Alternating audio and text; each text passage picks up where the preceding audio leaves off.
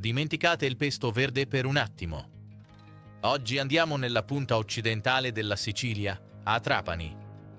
Qui il pesto si fa col pomodoro e le mandorle, e la pasta regina è lei, la busiata.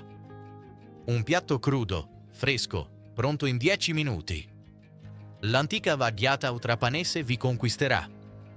Gli ingredienti sono l'anima del piatto: 400 g di busiate fresche, 500 g di pomodori molto maturi, 50 g di mandorle pelate, basilico fresco, pecorino e, ovviamente, l'aglio.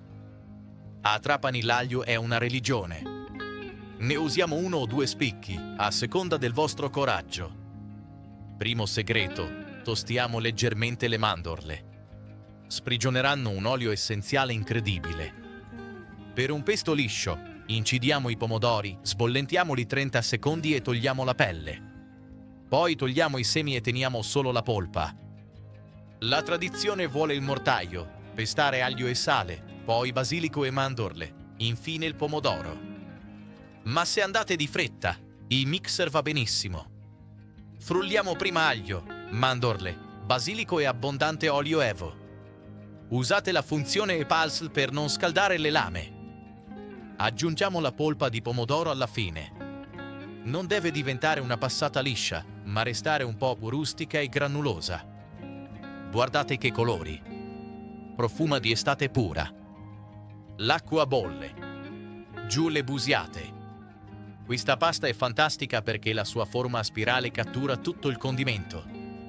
Regola d'oro: il pesto trapanese è un sugo crudo. Non cuocetelo mai in padella o perderà freschezza. Scoliamo la pasta al dente direttamente nella ciotola col pesto freddo. Il calore della pasta sprigionerà gli aromi. Mescoliamo bene. Se vi piace, una pioggia di pecorino siciliano ci sta divinamente. Impiattiamo. Un giro d'olio buono a crudo, una foglia di basilico e... è la perfezione. Semplice, antica, buonissima. Provatela e fatemi sapere se usate il mortaio o il frullatore. Iscrivetevi al canale. Ciao!